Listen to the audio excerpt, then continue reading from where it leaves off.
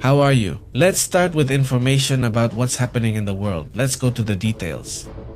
Let's start with this image. Let's put the image up right away. Let's start with this image of, well, a plane that was indeed attacked, but it was attacked by a person with an axe. A stranger way to attack a military plane? On this occasion, a man was arrested at Shannon Airport, Ireland, on a US base. A US military C-130 plane was attacked by a man with an axe, causing significant damage, according to reports. And well, there you have the police arriving at that moment. The man, well, with an axe, was damaging the wing.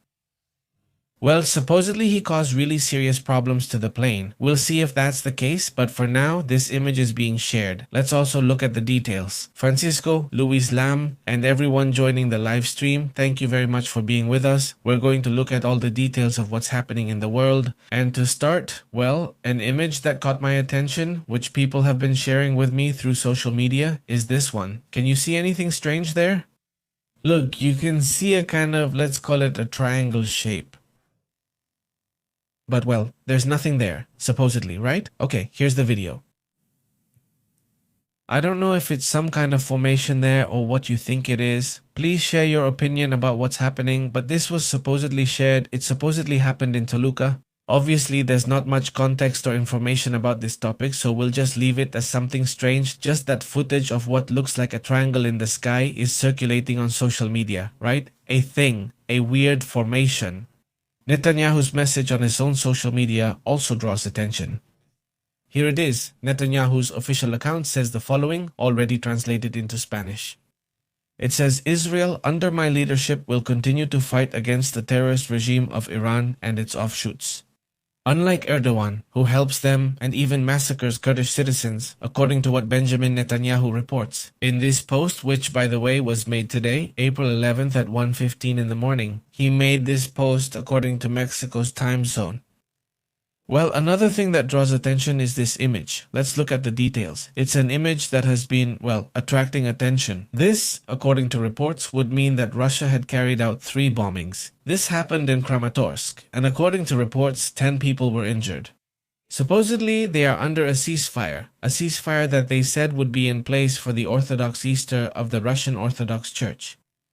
As far as we know, Russia dropped 3 aerial bombs, injuring 10 people. They say this is the real price of the Russian statements about the ceasefire. Let's see the reactions. He already reacted to this issue. He says, what ceasefire? Clearly, they are not respecting the ceasefire they themselves declared. By the way, they are the ones who announced the ceasefire. They are the ones who requested it. And well, that's something that also stands out. Another issue is this image. This is one of those memorable images in which, well, it goes back to the 60s. Yes, in 1963, when a person in the center of Turkey was renovating their house and suddenly noticed an opening in the wall, they started to follow the crack. He realized there was a wall, removed the wall, discovered there was a passage, and realized that inside there was an underground city. There was a city beneath the ground. This is already well known in history, not that I'm making it up, but we're remembering it. The underground city of, I'll say that this is on layer 12, the famous 12th layer.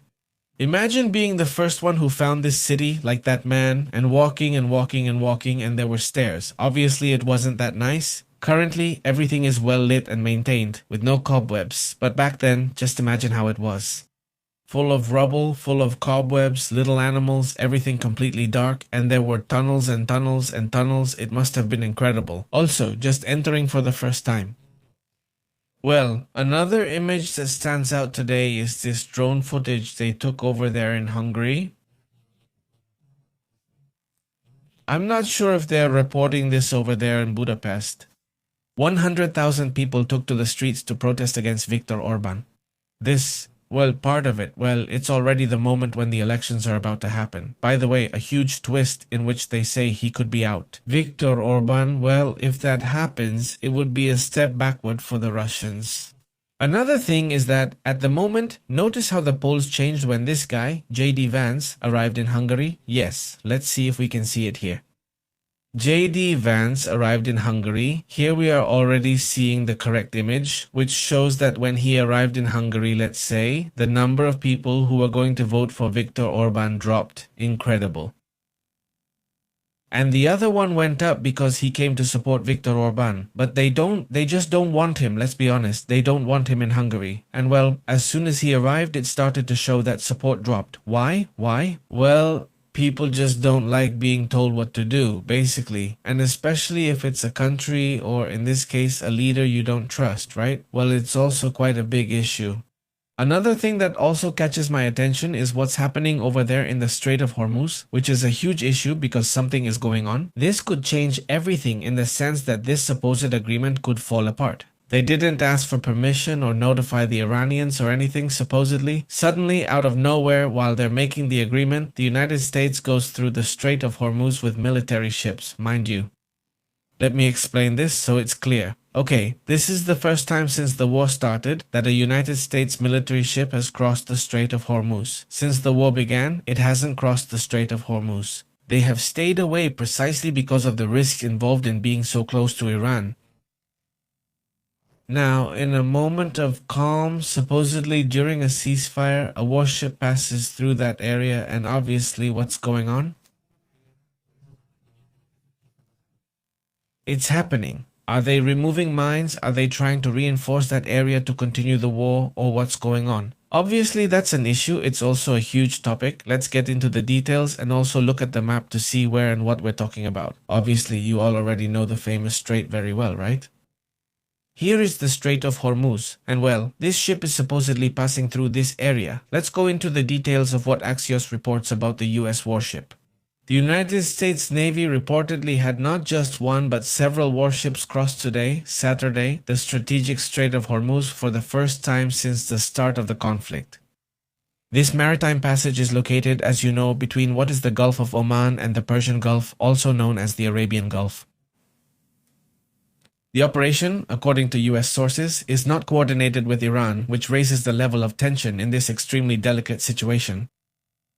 From Washington, the maneuver was defended as an action that guarantees freedom of navigation in international waters. According to reports, the destroyers involved were the USS Frankie Peterson and the USS Michael Murphy, both equipped with guided missiles.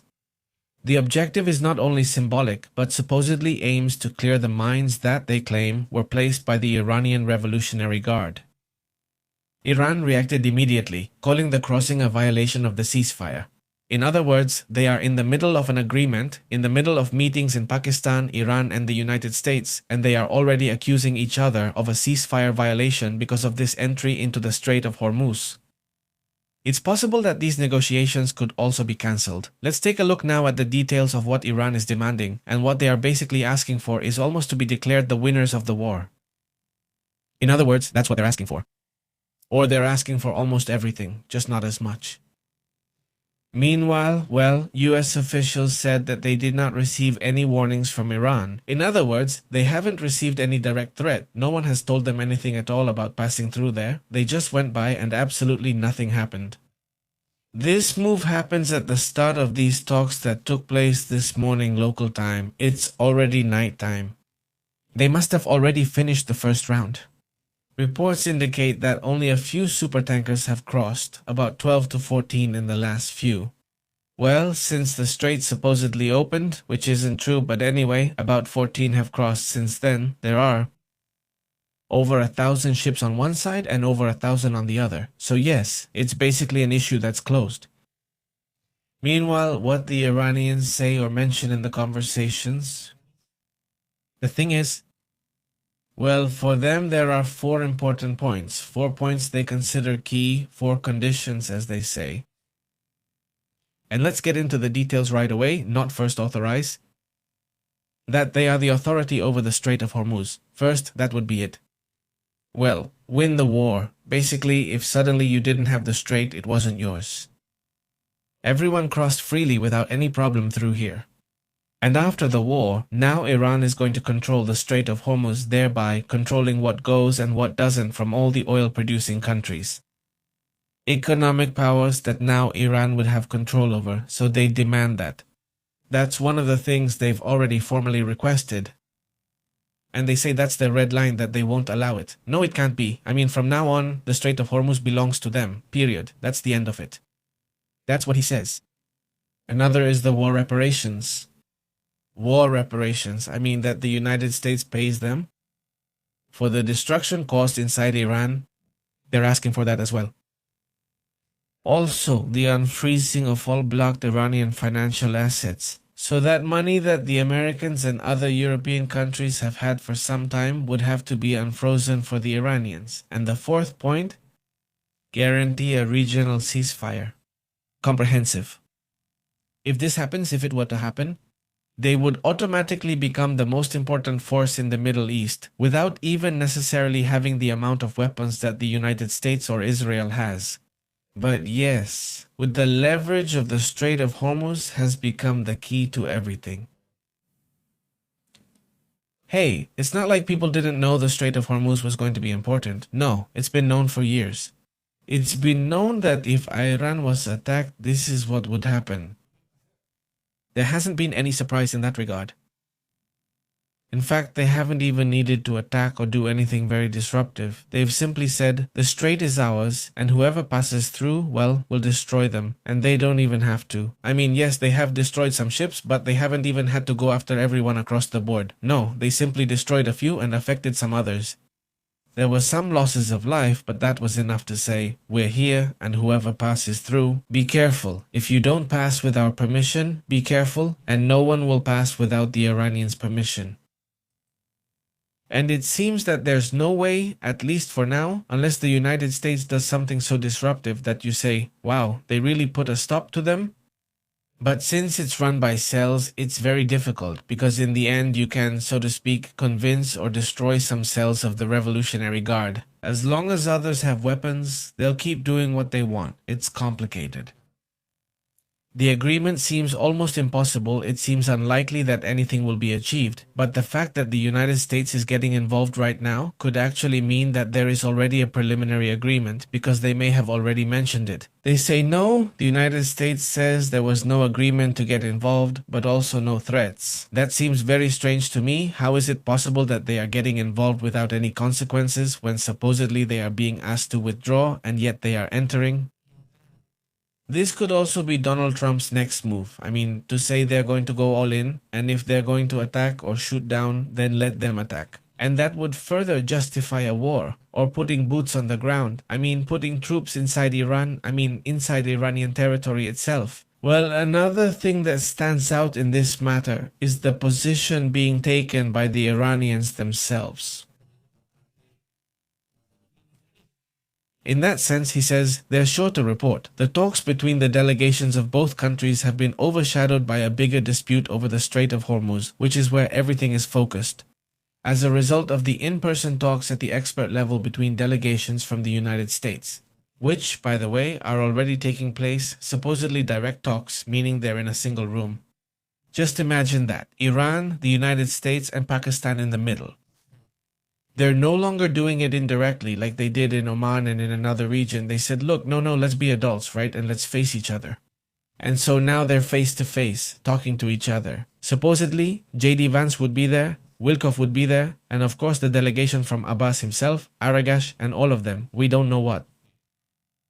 It must be really interesting. I don't know if they're going to publish some videos, but if they do, obviously we'll be showing them here. We won't be watching them.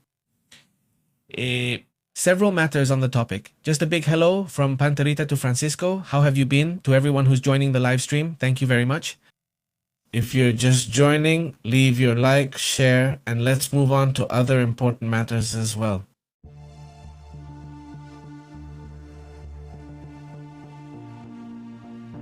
According to current reports, Israel had launched an attack on 200 targets in Lebanon, which is another issue that breaks the ceasefire.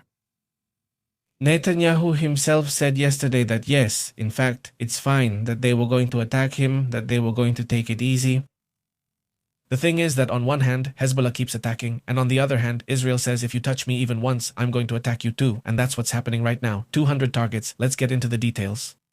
The Israeli army confirmed that they launched attacks against more than 200 Hezbollah targets in the last 24 hours. The offensive includes bombings of strategic infrastructure, direct support to ground troops. This is in southern Lebanon, according to current reports, right? Right? What has been observed and published, within the same IDF account? Well, this is what you can see. I mean, they're constantly being found. These are the places where they operate, and they already have rockets ready there. They have ammunition. They have, let's say, a whole series of weapons. This, for example, was published 43 minutes ago. Yes, I mean, it says a weapons depot located by the IDF, the Israeli Defense Forces, in southern Lebanon during a selective operation. During the operation, the IDF troops directly encountered Hezbollah militants at the site, and in coordination with the IAF, they identified and eliminated them. That's what it says. Well, and then 4 hours ago they published this. They say 200 Hezbollah targets were hit in Lebanon in the last 24 hours. I mean, come on, there's no delay. It's not like the report, because sometimes the reports seem to repeat themselves. About a day or a day and a half ago, we were talking about 300 targets. When I saw the report, I thought, well, that's an old report, but they didn't say 300, now they say 200, right? So I went directly to the IDF's account to see what was going on, and sure enough, they just attacked 243,200 targets now in the last 24 hours, or what Netanyahu said and what the Iranians have asked for. What is it? Is it that they're asking to calm things down? And if not, there's no ceasefire. The red line is completely broken. I mean, all the red lines have been crossed in that sense. So I see it as complicated. And look, the ceasefire hasn't been upheld since day one. Remember what Kuwait, Saudi Arabia, and other countries said? They're attacking us, launching drones and strikes since day one. Some hit, others are shot down before reaching us. But the attacks and the conflict that they're mentioning right now, the IDF claims have been focused on about 200 Hezbollah targets. The offensive includes bombings of areas and strategic infrastructure belonging to the troops of this radical group. Now, according to reports, the current conflict intensified not only because of the war, but also because we have to remember that since the conflict began, Hezbollah started attacking. The first attack, if I remember correctly, was 150 rockets, and then the next day 100 and so on. I mean, they have been attacking when it seemed that Hezbollah, the terrorist group, had practically disappeared and was very weakened. Suddenly it turns out they have a lot of weapons, and they still have a lot of people operating. So this is really far from being over in Lebanon. It's a topic that has indeed been surprising. Another issue as well, among the most important and also controversial points, Israel has reportedly secretly approved more than 30 settlements, an issue that has been harshly criticized for years by much of the world. The government of Benjamin Netanyahu secretly approved legislation for more than 30 new settlements in the West Bank. The decision was made by the Israeli Security Cabinet. This happened last March 25, but it is only being made public now. The settlements are located in the West Bank, an area considered key for the eventual Palestinian state. The expansion includes basic infrastructure like water and electricity, which indicates that it is a long-term consolidation process in that area. At the international level, these are considered illegal. I mean, for a good part of the world, these settlements are considered illegal. Even the United States imposes sanctions on those Israeli citizens who move into these types of settlements, considering that land is being taken away from the Palestinians in the area. So it's an issue that's also happening at the same time in this tug of war, in this conflict, this series of conflicts that are taking place. Let's address other important matters too.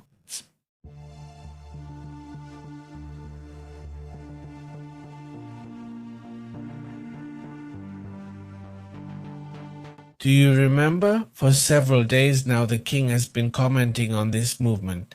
3 submarines were operating in front of the United Kingdom, in the area where these 3 submarines were, 1 military submarine and 2 military submarines specialized in deep waters. They were off the coast of the United Kingdom, but still in international waters, yet within what they call the United Kingdom's exclusive economic zone. In that area, which is international waters, but where the United Kingdom has, let's say, certain rights, just like all countries do. 3 submarines were heading to one area but were discovered and relocated elsewhere. Despite trying to be stealthy, the United Kingdom managed to catch them. And I mentioned it here and reported that thanks to a P-8 aircraft, an intelligence plane, and others, they were able to track them until they managed to chase away the 3 Russian submarines. They kept following them until they identified them and led them to other places. At the time, the Minister of Defense, actually the British Secretary of Defense, John Haley, made a statement that we discussed here, we saw it here, and he said an allied country helped them. We didn't know. Honestly, I thought it was the United States and mentioned it here. I still think so, but it hasn't been confirmed yet. Now it's known, and it's not the United States. That too. On one hand, it also seemed a bit strange to me. I mean, they told me it was the United States because of the plane, the P-8, which is the one they usually use, but it also seems strange to me because the United States, especially with Donald Trump, is very close to Vladimir Putin's interests, which is something they don't really hide. Great Britain claims it was Norway. He also mentions other countries that he hasn't revealed, but at least it's known that the main country that helped in the operation to remove the Russian submarines in that area. And let's look at the map, because this is when it happened. All of this that I'm telling you happened over the next 10 days. It lasted a month. Don't think it was just like they took it out and that was it. It was moving around in the North Sea. The submarines were where there are oil pipelines and also these undersea cables that mainly carry internet traffic. These are cables that connect all of Europe through the United Kingdom on one side and the other. And they were exactly around here. They were around the cables, where the oil pipelines and all of that are too. That's where the submarines were, nothing too suspicious. So they started locating them and telling them, get out of here, keep moving, and well, eventually they left. The point is that Norway. Notice where Norway is. Norway clearly has strong interest and every right to defend that region. And well, Norway was the other country. Now they're talking about other countries. This has been confirmed to us. So which ones are they? But Norway and the United Kingdom made this move. This, well, it would also have been done between this area of the North Sea and this area of the North Atlantic. The Secretary of Defense stated that a Royal Navy frigate, aircraft, and hundreds of personnel took part in tracking these Russian attack submarines, and 2 spy submarines that were operating in the north of the United Kingdom and prevented the spy ships from carrying out operations that could have been disastrous, he says. The same minister, not the same Secretary of War, so it's also a big topic, a very interesting subject. Pay attention to what's coming next. Pay attention to the next topic. Let me tell you what's happening with this cyclone, which is also causing an evacuation. Take a look at this.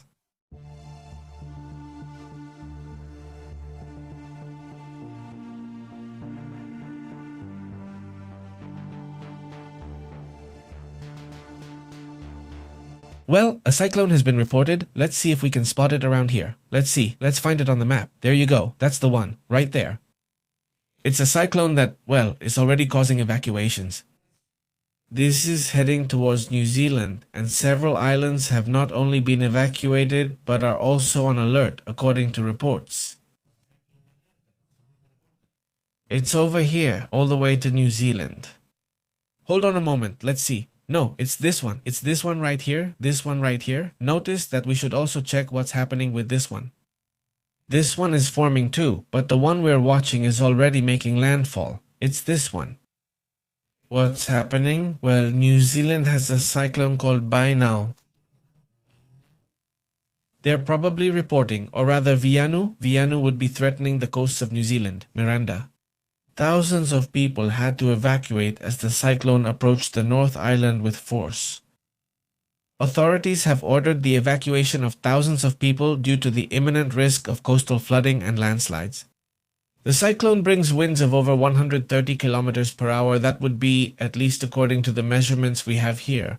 So this would be, well, a kind of cyclone. As we can see here, it would be a Category 1 cyclone, right? So is this cycle already over? Basically, the eye of the hurricane or the eye of the cyclone is making landfall. The cyclone will bring heavy rains and winds exceeding 130 kilometers per hour with sustained winds strong enough to cause structural damage and massive power outages.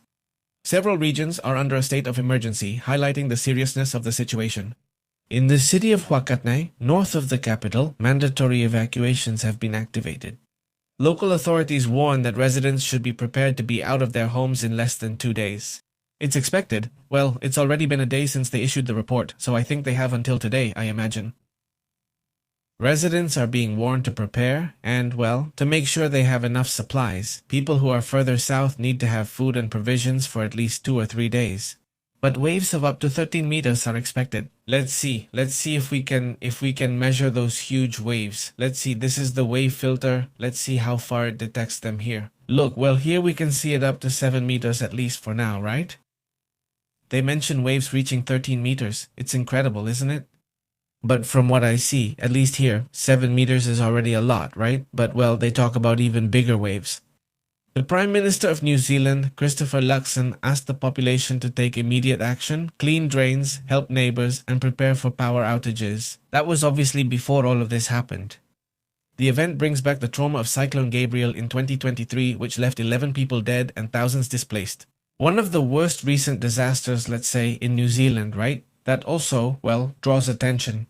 The population is also facing a lack of emergency equipment for hurricanes, which they say are not very common. And well, not all communities are prepared. According to reports, they are already carrying out the first rescues and dealing with widespread damage, especially in the coastal areas. Well, that's a bit of what's happening. I think there will be some images later, and we'll see if they can share them. We'll be doing that.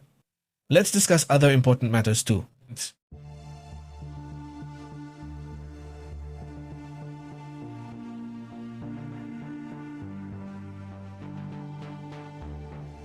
There is an increasingly frequent debate, a debate that is quite interesting between Donald Trump and Pope Leo XIII himself. The high-level confrontation between Leo XIII or Pope Leo XIII and Donald Trump has intensified, marking a break between Washington and the Vatican. The conflict mainly revolves around two critical issues, the war in Iran and immigration policies in the United States. Both have a strong moral weight, they say, and geopolitical weight.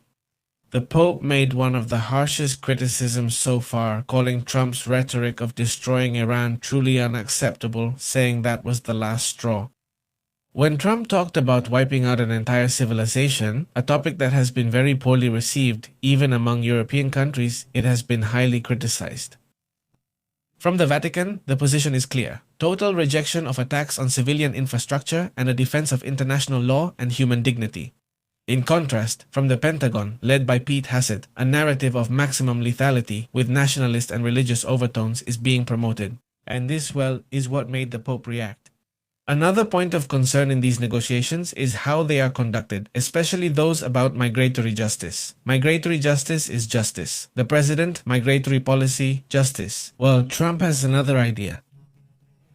And the thing is, look, he has been posting a series of things about, as you already know, accusations of fake news and 1,000 other things, but Trump says nobody helped us, not Japan, not Korea, not France, not Germany, nobody helped us. He made a list of countries that hadn't helped them. You say when your top partners don't help you, including Australia, which we've been talking about for many years. The country with the most intelligence exchange with the United States is Australia. It's not the country with the most exchange. But just imagine, when one doesn't help you, maybe the other one is wrong. When two don't help you, maybe the others aren't wrong. But when none of the countries help you, all your countries, friends and partners, the ones who trust you the most, aren't helping you. There's a reason for that. That's when you should analyze what you're doing wrong. That's when you should analyze what's happening. Look, it's gotten to the point where countries are already making their own alliances. They're figuring out how to open the Strait of Hormuz directly with Iran, bypassing the United States. Japan already has ships that have been crossing without any problem. France already has its own agreements and arrangements. Countries are already doing this. The first French ship has departed, as we mentioned earlier. They're negotiating with Iran directly so China can't charge them the same way. Because they said, we're not going to get into a war. We don't want to get involved in a war. It's not necessary to go to war. That's why it's also believed that Iran's attacks have been relatively restrained, because if Iran were to start attacking too harshly, then it could also justify the involvement of Europe or other countries. But if you keep it limited to a certain point, you can avoid having other allies, let's say, of the United States, get involved. It has been confirmed that, in an unprecedented development, the United States and Iran are already in direct talks. They are currently in Islamabad. Within the framework of the highest level contact between the countries since 1979, there hasn't been a face-to-face dialogue like this, and now it's happening in the midst of a war. According to reports, Shabazz Sharif and Isaac Dar are acting as mediators. This is in the trilateral format. Before, it was done indirectly. Now it's face-to-face but with a Pakistani intermediary who are the ones that are more or less present. Well, at one point, by the way, since you can see the images of how they received Pete Hegseth, it was nothing like how they received the others. I mean, Pakistan received the Iranians almost like heroes, but as for the Americans, they didn't receive them at all. I expected them to be welcomed properly, not with a party or flowers, but at least warmly. They were polite and didn't make faces, right? Obviously, but you could see the red carpet and everything you can imagine. But I don't know if it's the same. If you're listening to me, maybe you can send me the video from yesterday of how they welcomed the Iranian delegation. And it's a very different thing. No, it's not like this. Look, there it is. That's where they would enter and so on. Notice how they come in and everything. That's how they greet properly normally, right? It was normal, but when the Iranians come in, flowers and, well, all kinds of things. In a little while, let's see if you can hear me. If you're listening right now, we'll be watching it with great pleasure. But anyway, let's get into more details, into more interesting situations as well. What's happening in the world? We have this image. Let's see if we can put it up here. Let it load. This is an image of the moment when JD Vance is moving forward. This is already, let's say, inside Pakistan with the country locked down, the streets closed, no traffic, nothing at all. Everything is basically stopped to make it ultra safe as possible for both delegations from Iran and from the United States. Look, this is the image I was talking about. Astrid isn't listening. This is the moment when they receive, what's it called, the Iranian delegation. Notice how they arrive? Let's see if we can put it there. There it is. There are flowers. Let's see. Well, it says that kisses, well, that's normal, right? But you can see a lot more people. You can see that it's much more formal. There's Basaragachi, that's the Minister of Foreign Affairs, and on the other side is the Vice President. I mean, let's say both of them have pretty high positions, but the delegation is received like this, with flowers, children, a lot of people around, soldiers around, and everything you can imagine. There it is. And then, right after we see the contrast when they arrive in the United States, when J.D. Vance arrives, and well, you can see it's a little different, actually. Not a little. A lot, I would say. But anyway, you can see there are just a few people. Not many. There is a moment when they give flowers to J.D. Vance later on. Let me see if I can find it. There he is. That's Trump's son-in-law. If we're standing up, let's do it because J.D. Vance is over there. They're giving him flowers. Look, there's a boy and a girl. There it is. Maybe there are fewer people, I don't know, but there are the flowers. Look, there he is, kind of not wanting to be there down below. Look. No, they're there. He also has flowers. There they are. There are the... I don't know. I see differences, but maybe there aren't that many. Maybe it's just that there's more friendship with Iran, and that's it, right? Who knows, right? The issue is right there. That's the topic. Let's move on to other matters. Two important pieces of news.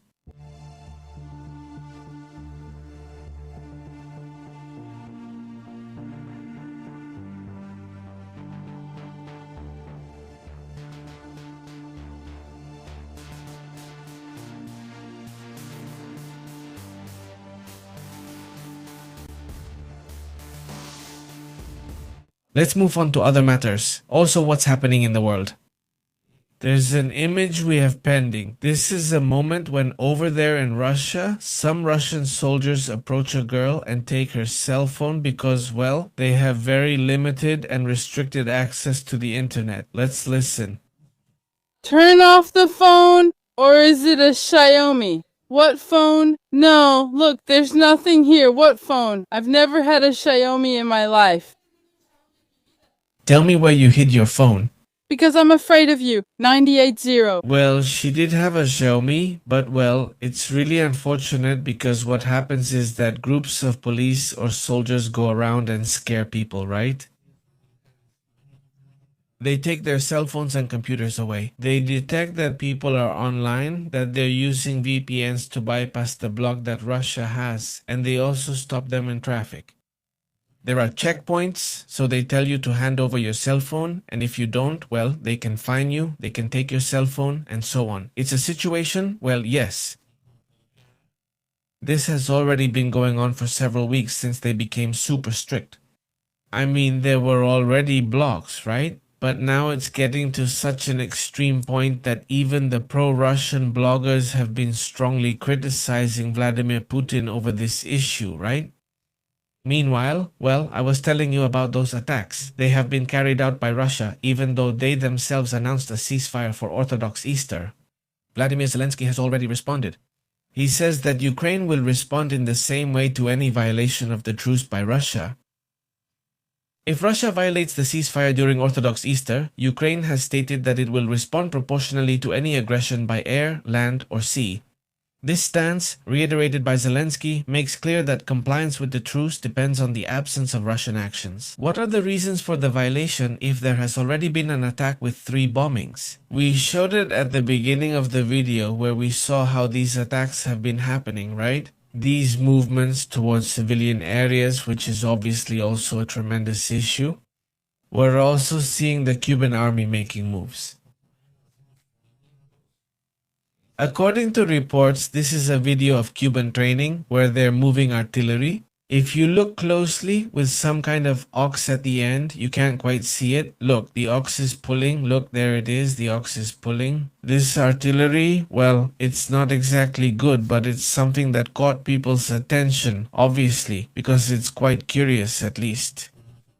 After seeing so many images of war, suddenly this situation really stands out. Another topic that, well, has also caught people's attention. Let's see if we can put up this image. In the meantime, a big shout out to Niebla Tundra. Good to see you. How have you been? This is a message that comes directly from Netanyahu. Let's listen. In Iraq, Houthis in Yemen, and Iran itself. In other words, they wanted to suffocate us, and now we are suffocating them. They threatened us with destruction, and now they're fighting to survive. We've struck them. We still have more to do, and I'll detail that in a moment, but I want to start precisely with Iran itself. No. Well, that's part of the message that Netanyahu himself is sending. That's part of the reaction, and it shows more or less how things are unfolding on the maps. This weekend, elections will be held in Peru, elections that are extremely important after what will be a decade. How long has Peru been dealing with so many problems regarding the presidency and all of this? Reports say Peru has been mired in a crisis since 2016, a political crisis. But despite that, it has had very good economic growth and has been one of the Latin American countries with the most growth and the most stability in its currency. And that has also been surprising. We've mentioned it here many times in the sense that it's great that a country, despite having political instability, can be economically stable. That's especially important for Latin American countries. Your economic stability shouldn't rely on political stability, or you could be in trouble. They've had security problems and still need to address them. Of course, they report high volatility, political instability from having 8 presidents in 10 years. Now, tomorrow, Sunday, general elections will be held without much clarity about what the future holds for Peruvians in that regard. But from here, obviously, we'll be following up, and yes, if you're here, leave your comment, right? What do you think about the elections? Who do you think is going to win? Obviously, we wish you the best of luck, and I hope everything goes well over there in Peru. Meanwhile, let's move on to other important matters. We've already been following what's been happening in Afghanistan regarding the flooding they've experienced. But honestly, it did surprise me now that, well, we went to look for the results to see how things were going. Because it's been several days since we've talked about Afghanistan, about how this series of rains ended, which, by the way, is still approaching the entire area of Afghanistan. There are still remnants of those storms in the southern part that affected this whole area. Well, it is reported that there are now 179 people who have lost their lives and 238 injured after 2 weeks of tremendous rains, an unusual storm in Afghanistan for a desert country. This started on March 25th. If you remember, we reported it around the 26th or 27th, according to what they report. The final count, or the count after all the storms, was 179. They refer to the dead as martyrs, with 238 injured and 9 missing people throughout the country. That was declared by the spokesperson for the National Disaster Management Authority, the ANMA, whose name is, by the way, Mr. Mohammed Yusuf Hamad. According to the authorities, at least 22 people lost their lives in the first days, and after that, the losses kept increasing until reaching 179. The destruction is also tremendous. 1,277 homes have been completely destroyed and another 5,770 have suffered partial damage, according to the same ANMA organization within Afghanistan. We're talking, and well, how does rain cause destruction? Well, look, this is what things look like when they collapse. The roofs collapse, the walls collapse, it's an excess of water, they're not prepared for that amount of water, and well, that's what you see, that's what's been shown in Afghanistan, and it's tremendous. By the way, a country that is officially at war with Pakistan, the country that is seeking peace with Iran, the United States, Israel, but they themselves are in an open war, which also has a ceasefire. They're also under a ceasefire that both sides have actually respected, by the way, but they're still in a conflict. A supposed ceasefire, and they also recently had strong military clashes with India. Do you remember with fighter jets and everything? It was intense, let's say that was last year, but anyway, that's also important. On the other hand, let's go to what's happening in China.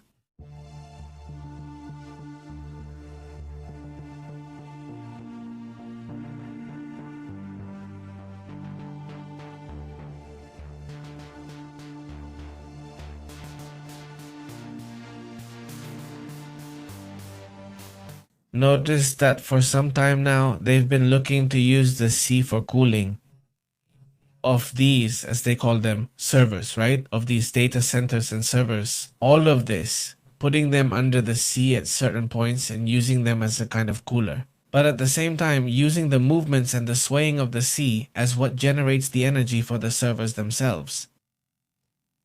Well, this has been controversial. Not everyone has agreed.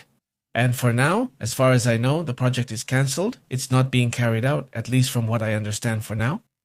Because there are controversies about whether it will be very polluting, whether it will affect the sea, things like that. I don't know. They say it's super, let's say, beneficial in the sense that it doesn't use up much and it cools down very quickly. But on the other hand, the effect it has on the surroundings is the concern. But anyway, while they're still discussing it here, China said, hey, that's a good idea, and already put it into action. China has just launched its project that would change things. They are completely securing the global digital infrastructure, data centers that are already installed on the ocean floor. This one would be located 10 kilometers off the coast of Shanghai in the East China Sea. It works as a data center where there is a huge, completely sealed steel cylinder. They say the most disruptive thing is that it is powered directly by offshore wind energy, or imagine the image they show there, those from Shataka. I didn't find it very interesting. Basically, you put this in the water. These are like fans. Let's call them wind turbines. And this is the data center that's connected to the sea. You enter there, as I understand, and it generates this. So, there's energy generation from the wind out at sea, and on the other hand, the data is being cooled there with the seawater itself. They say this allows for a drastic reduction in energy consumption for climate control. Just for climate control alone, it reduces 50% of the expenses in data centers on land. Here, it reduces by half again just by being underwater. It also entirely eliminates the use of fresh water, which is great news. Fresh water wouldn't be used, so you wouldn't be taking fresh water away from people, so to speak. Instead, you'd be using the same water that's recycled right there in the sea, right? What's the problem here? Well, what effects does it have on the surroundings? That would be the big question, right? The project is part of a larger strategy by China to combine digital sovereignty with carbon neutrality, two pillars that they say are key to their technology policy. Well, that's also part of what's being announced in that country. Meanwhile, let's move on to other matters which are also interesting.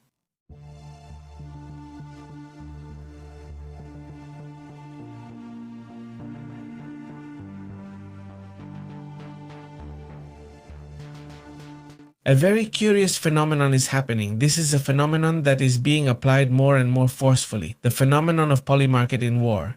In other words, they're turning war into something else. No, I used to say before that the business of war is weapons.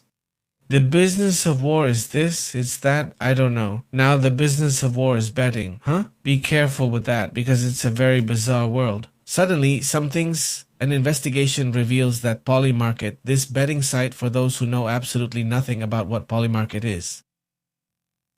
It's basically a website where you can place bets on whatever you want. Let's say there have been bets as strange as that this year Christ will come, for example, right? And some people bet yes, others bet no. They already banned that one, but for a long time there was that bet that they would reveal that aliens exist on Earth. Some people said yes, some said no. And how will that be determined? Well, when the United States government accepts it, let's say, but there are other simpler ones. For example, who will win the elections in Peru?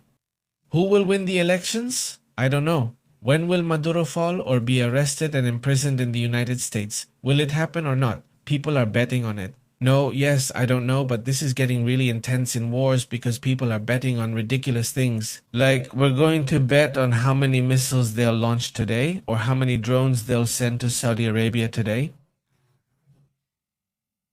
That kind of thing. Not so much that suddenly there have been gamblers who talk about it because they say so. It has to come out in the media, like it has to be in the New York Times, because if not, then mob-connected bettors start calling, obviously they call them, and threaten them with the worst things they'll do to them.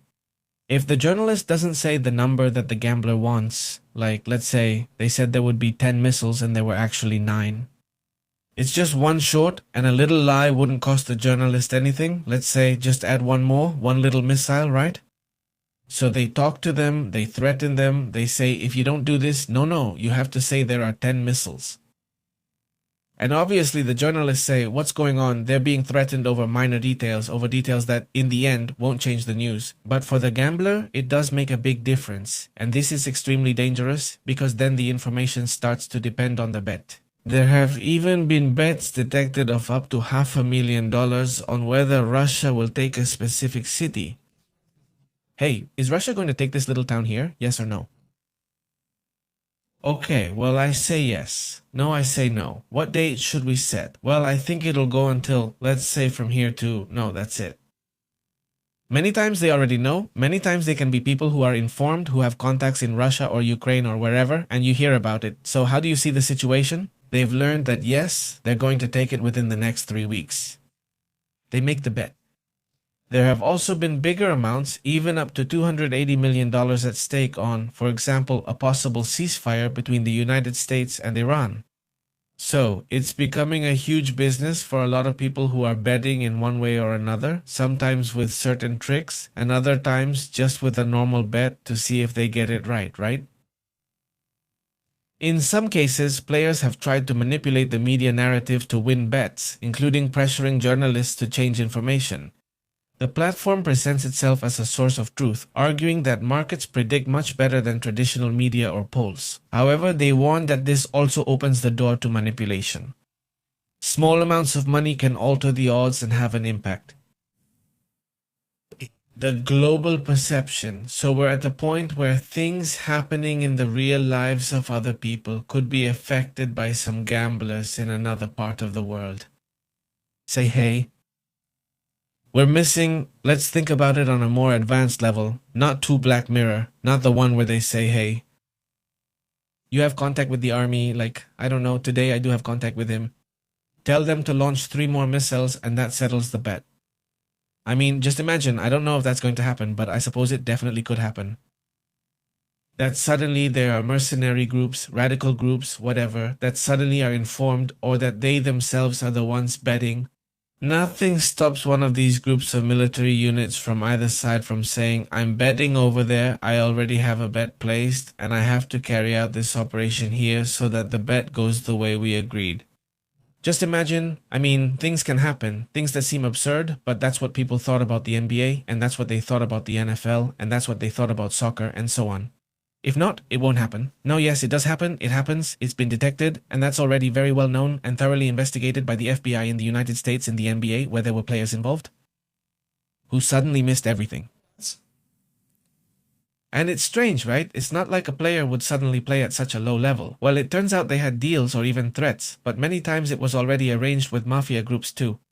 And you say, well, not just the NBA, not just the NBA, but also college basketball. I mean, there are bets in college too, and they also manipulated things there. So, and it has happened to me in boxing, it's happened in many other sports, but the thing is this craziness that's happening because of betting on anything, on any detail. Well, yes, it's intense, it's a worrying issue right now.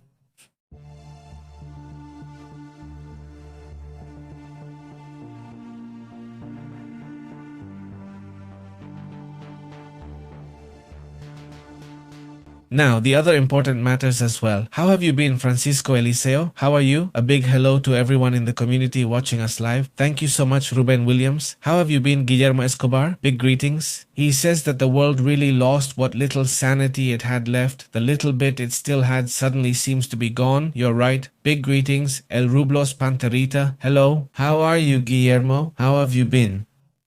He mentions movies about betting and boxing, saying there are good ones on that topic. Do you know which one I want to watch and recommend to you? I've seen it already, but I'll watch it again since it's based on a true story and is a well-acted, well-directed movie. Fargo, that one too, right? By the way, it's really good. The Coen brothers, really good. The movie Fargo, but no, I wasn't referring to that one. Argo is based on a true story. By the way, related to manipulation, what else can we talk about? Manipulation, information, movies, espionage.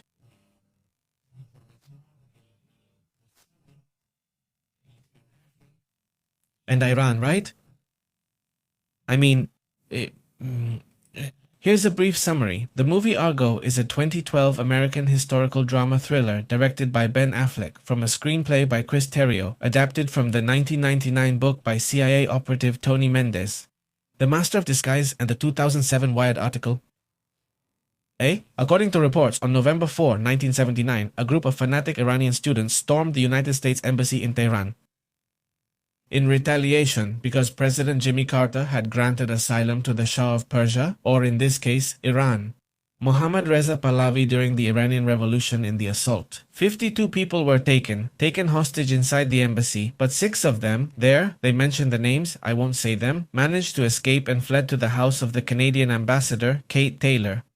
With the hostage situation kept secret, the US State Department began to devise a plan to get them out of Iran. The CIA agent, Tony Mendez, arrives at the agency's headquarters to discuss the rescue plan, but he criticizes it because he's not sure it will work. Well, I won't comment on it anymore, but it's a rescue plan they're making to free or get these people out of Iran. And that's all. This happened. Obviously, it's made here, Hollywood style and all that, but it's very well done. It's made in a very smart way. The movie is very different from the typical ones, but I mean, it has a lot of very interesting points. Well, if I'm not mistaken, it won the Oscar and maybe some other awards too, but it's interesting. It has good actors. So, well, check it out if you want, right? If you like suspense with an international theme and it's also based on a true story, I think this one has Goodman and obviously Ben Affleck. By the way, Bryan Cranston is in it, the guy from Breaking Bad, the one from Malcolm in the Middle, great actor, right? He also appears there as Bryan Cranston. Well, anyway, if there's a chance tonight, maybe we can talk a little about this movie, but with what's happening right now, I think it's interesting, don't you? I want to watch the series you recommended to me. Some of you, if I'm not mistaken, it's called Tehran and it's on Apple. I'm looking forward to that too, but I have a lot pending. Let's move on to other topics and check comments with the community. Mercedes, how have you been? Greetings to Chile. Big greetings to Argentina as well, Guillermo Escobar. How are things over there in Argentina? Are they getting better? What's the situation like? Have prices risen in Argentina? I'm mainly interested in Argentina. And with some Latin American countries, because of the political and economic changes they've had, how is the rise in oil prices affecting them, or is it not affecting them? What's the situation? I mean, how are they handling it over there? I'd love to know, and well, obviously wherever you are, like in Spain, for example, in Europe, Fernando Gutierrez, who I think was here yesterday from Switzerland. So how's the situation with transportation, oil? Is gasoline going up, not going up? How is it over there? That would be great. Perla says, everything's bad in Argentina. Don't tell me that. Argentina is getting worse, she says. Ruben agrees. Seriously, don't tell me that. And I was hoping, honestly, that it would be the opposite, like the economy would start to go up a little more. Well, right now, we're just going to talk about a few details that are still pending. Let me tell you about this.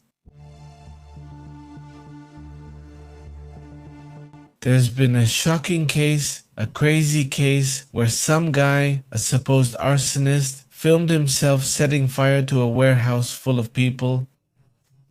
By the way, according to court documents, an alleged arsonist from California filmed himself setting fire to a warehouse that, by the way, had people inside. At that time, according to the criminal complaint filed in the United States District Court for the District of California, which several international media outlets obtained, a person named Shamel Abdullah Karim, 29 years old, allegedly posted a first-person video on Instagram on April 7 in which he set fire to several panels of a warehouse at Kimberly-Clark in Ontario. This is in California, Ontario, California. If they don't see us, he says, if they're not going to pay us enough to live or to be able to afford to live, at least pay enough so we don't do this. Shit, he says, right? While he was recording everything, this is this individual. Obviously, he has already been detained. This is the individual, Shamil Abdul Karim, 29 years old, accused of having set this place on fire. This is already an image of the place burning, right? One of the criminal complaints filed Thursday in the United States District Court for the Central District of California. Besides, it's not just the fact that this is burning that draws attention, right? That he does this, but the craziest thing is that he records it. Yeah, that he actually records it, right? That he thinks it's a protest, right? As if it were a protest. That's a crime that could have been tremendous. People were there, but fortunately they evacuated. It could have been an enormous tragedy for many people. Exactly. Luckily, everyone survived and all that, but it's really tough, isn't it? According to the complaint, the motivations were described in detail, with text messages sent to a coworker around 1:33 in the morning. The alleged messages included, like a criticism of billionaires who have been profiting, saying they don't pay well, or something like that, kind of like that.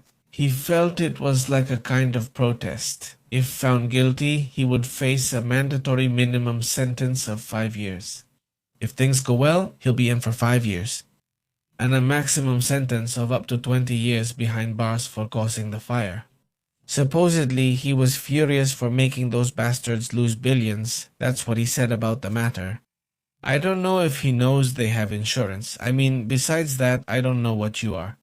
Well, yeah, even though they're going to pay the deductible, all that, they're not going to...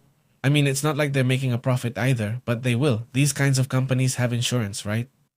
It happened near us at the time, and we didn't know. Don't you remember we discussed this fire recently?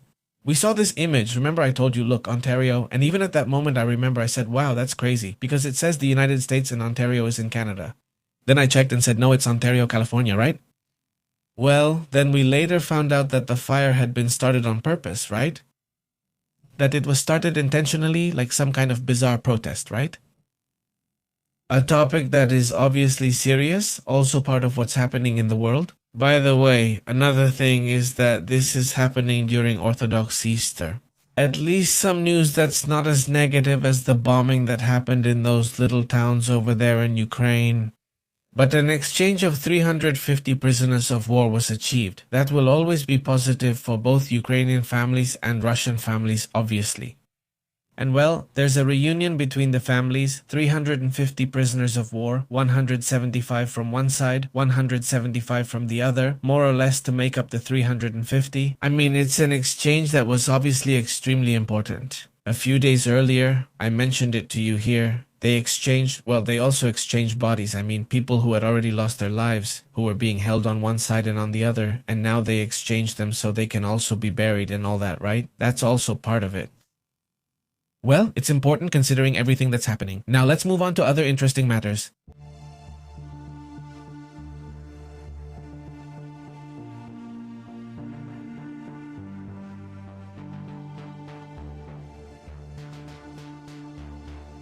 According to what Iranian officials are reporting at the Nur Khan Air Base in Islamabad, well, planes are being observed there. Let's listen to this.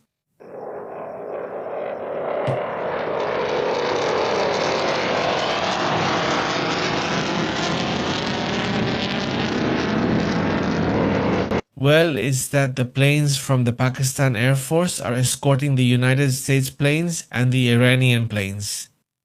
Yesterday we showed one of the first images of the escort. It's impressive to see the plane. It's the plane where the politicians and diplomats are traveling. Several jets surround it, and behind there's another barely visible plane. A surveillance plane, also to detect any missile or any attack that might be around. And let's go. This one is fine. I mean, it's there. The Pakistanis have them. They're very contrasting. I mean, on one hand, they have atomic power. I mean, nuclear weapons. And they have jets of various types. Or they have 10 jets of this type. French and from other countries, Chinese. They seem to me not Chinese. The French ones are the ones the Hindus or the Indians have actually. But they have Chinese ones and they have, well, American ones. In fact, they want more.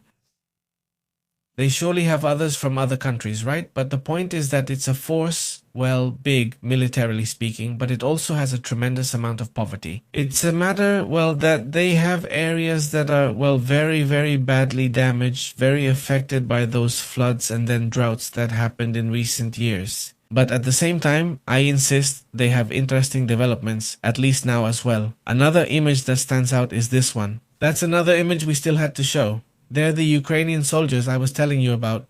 They did this exchange with the guide and some letters from the families that reached them, that they made for them. They facilitated them, let's say. They're already arriving there with their relatives, them. At least that I don't know. In Russia, but at least in Ukraine, they've been doing something like psychological therapy for at least a year. To try to make sure that, well, the soldiers don't come back in such bad shape after living through the horrors of, well, of war, right? That's an issue that, well, people complain about over there in Russia, that many are apparently not being properly cared for. And so there's trouble, there are internal problems in that sense. Well, in the end, it's a society that's under a lot of pressure. From that point of view, it's not a war, it's an economic crisis. I mean, and the thing is, they come back with the typical traumas of a conflict, right? That's the hardest part of all this. Another thing that also stands out, it's good, but let's see if we can put it here. In the image, there it is. This is another one of the images. There it is. It's one of the posts made by Trump in which he claims that, well, there are large numbers of ships heading out, super tankers that are going to the United States to buy oil, and huge numbers of completely empty oil tankers. Some of the largest anywhere in the world are heading right now to the United States. To load up with the best and sweetest oil and gas anywhere in the world, more oil than the next two largest oil economies combined, and of higher quality. We're waiting for you to come back quickly, so basically he's promoting buying more oil from the United States. It's a topic that draws attention today. Let's move on to other important matters. We're not going to the comments, we're staying here with the community. I want to be around here. Sylvia, how have you been? Sylvia, a huge shout out to the whole community. If you want to support the channel, you can do it with a like or by sharing. By subscribing, you already support the channel. And if you want to do more, there are super chats and memberships, which also help a lot. A huge shout out to Anna Hughes. How have you been? Thank you so much for being a member of the channel, for supporting us for such a long time. I really appreciate it. Also, Marcella, how have you been, Marcella? Thank you to all members for being part of this. A huge shout out. Alright, let's comment. Kim Potentia says what? What is it? Let's see, what does it say? Perla? Where is it? Let me see, hold on a second. Where is it? What does it say? They're giving away Argentine resources. Milei has no loyalty to his country. Who are they giving them to? What's happening? Please tell us. Greetings, Perla. If the Argentine president involved us in a war that's not ours, we'll obviously face consequences, says Ruben. How are you, Ruben? Greetings. How have you been? Liceo, muy buenas, Eliseo. How's it going? Wendy, how's it going? How have you been? Greetings. She says, don't lie, nothing will explode in Argentina. Sylvia says so. Who are you with? Who said it would explode? I didn't say that. I don't know. Maybe it's not about me. Hi, how have you been, Sylvia? Greetings. Guillermo says, Argentina's pension system is garbage. What they do to retirees is unforgivable, says Guillermo. How are you, Guillermo? A big hello, Guillermo. Greetings to Niebla as well. Chandra, how's the situation? He says yes, he noticed many people are angry about that issue. Extracting oil from Antarctica. Walter says there are resources and resources. It's complicated because remember there are areas where there are kilometers of ice and I imagine it must be complicated, but at some point That's why they say there could be some kind of war there in the future, because in the end, there's also a conflict there. No, it's not very well divided as to who really owns Antarctica, who are the owners. I mean, is it already divided among everyone? Or that whole issue isn't very clear, right? Does it mention the location? When dictators threatened to erase Israel, no one responded, not even the United States. There's a president. Does it say something that could be true or just a threat to make them think before threatening? It says Jerry and Pedro there. It says, I'm allowed. It is allowed to sell to foreigners without conditions. Those same lands where the forests of Cáceres were burned. It says Perla by Cannon. He threw it like that, without any conditions or anything. He says, sorry to say this, but if they were Argentinians, what a thing. Greetings, all good. It's good. They're probably discussing something. I didn't understand if the Argentinians who speak badly about the current president forget about the pact with Iran that Queen Elizabeth Fernandez signed, says Sylvia. Cheers, Sylvia. Greetings to everyone. He says, did you see that the Ravens are invading Tel Aviv? A sign, she says that... I haven't seen those Francisco Cuervos. It caught my attention. About 2 weeks ago, I think. He sent an image, my brother, and he sends me the image of a raven. He says, hey, I say, well, you can't really tell. He says, but it's huge because they're not common here. I mean, in Monterrey, they're not common. In fact, in general, they're not very common in Mexico. Here, it's more common like this. I forgot the name, right? Because ravens are really, I mean, they're big. They're more like the size of an eagle, something like that, right? And very beautiful, by the way, right? But that caught my attention. Look how crazy this is. I don't think I've seen large groups of ravens, but it catches my attention. It must be impressive. I don't know what's happening. I'll check out what you're saying, but it must be impressive. When a bunch of them show up, crows, because of their size, how imposing they are, and how smart they are, right? Which is also another interesting thing about them, right? They say the TV crows are something else, and it's wild. I'll check it out, I'll check. How interesting. He says, greetings. Okay. Awesome, he says. And yes, those were Argentinians who offered, they say from my town. Everyone called them that. Everyone said to them, greetings, Meño, how have you been? Very good, Niebla. He says there are ravens in the Tower of London and their wing nerves are cut because otherwise the British monarchy would fall by cannons or something like that. I wasn't sure how that works, Niebla. According to a legend and according to what the crazy one says, they bring good and bad news, Alicia always says. Birds in general, right? It's like birds have a lot. Well, especially the most impressive birds like the eagle, the pelican, the buzzard, etc. No, this one says, greetings, Sylvia, all the way to Rosario, Argentina. Meño, very good. To the whole community, thank you so much for joining us. Some other reports at night we're here, Astrid and I, on the nightly live stream, right? So we talk about everything that's happening in the update. A big hug. Hope you're all doing well. And if not, I hope you don't have any bad news. Those are just superstitions, says Niebla. Yeah, well, in that mix of superstition, legend, and the beauty of birds, right? I think it's also part of folklore, let's say. And you see it in all cultures. I mean, they always give them different meanings. Also like the classic poor black cat, which are really beautiful, but still, well, and I still think there are a lot of people who don't like them. Black cats, just because, well, the bad image of black cats stuck around. And yeah, it's really something. Hi Mariano, great. Hi Ruben and Marcela, great. We'll talk again later with more reports. Have an excellent day, an excellent weekend. We'll talk again. See you later.